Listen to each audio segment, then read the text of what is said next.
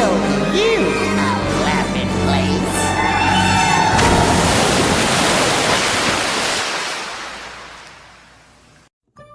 Zippity-doo-dah, folks, and welcome back to my channel.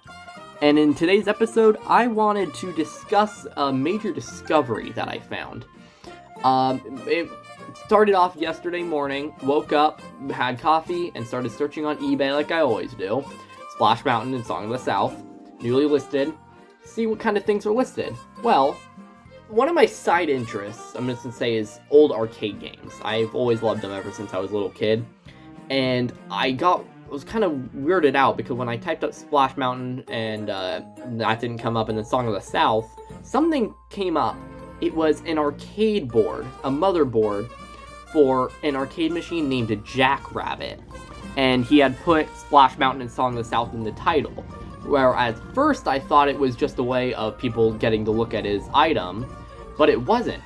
I looked into those pictures, and I'm gonna put those pictures up right now. The sprites in that game is just Brer Rabbit, Brer Fox, and Brer Bear. Now, this game I was doing some research on, and it was not authorized by Disney. This was just a third-party company who took the likenesses of the characters, made just a tiny bit of change, and then labeled it as their own characters. And even in the official flyer, it does not explain who they are. It's just enemies.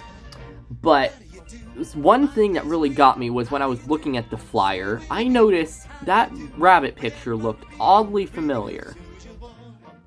And if it looks familiar to you, that's probably because you've read the book Brer Rabbit and His Friends. This book was part of the Disney's Wonderful World of Reading, and this particular book takes the story of Brer Rabbit as he steals peanuts from Brer Fox's Briar Patch, tricks Brer Bear into getting into the trap for him, then later gets on to getting stuck in a glue baby. Yeah, they changed the tar baby to a glue baby. It doesn't call him a glue baby, but it's a stuffed rabbit. I made a glue, and I always considered it to be the glue baby. Anyway, at the end of the story, there's a wonderful picture on the very last page, or second to last page, of Brer Rabbit peeking through the briars, explaining to Brer Fox and Brer Bear that they had been fooled, and they threw him right back into his briar patch. That's what you ask us, that's what we know. Now, I love this picture, and the reason I memorized this picture is because I actually have it on a poster I made for school last year. And it's just a beautiful picture, I love it. But, I am going to pull up both pictures side by side, and you will see what I am talking about. That the logo for the game is just that same picture. As you can see, it is the same exact picture in the same exact pose, with a couple changes to his hair and his shirt color, but other than that, it's identical.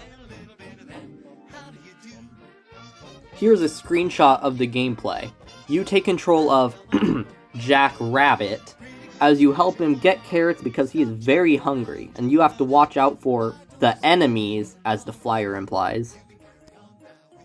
But as we zoom in closer, you can see that is definitely Brer Rabbit, Brer Fox, and Brer Bear.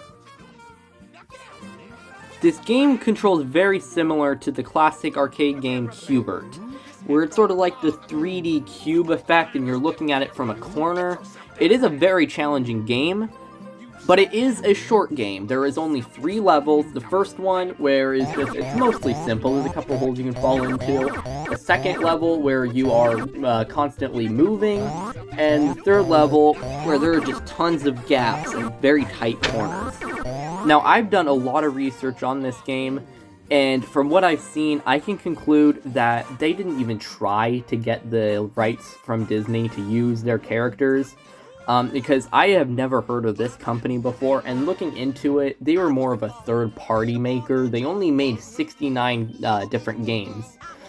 Not 69 cabinets of this game, but 69 different games. So they weren't a well-known thing. And to be fair, it's a good game, it's just not the best game.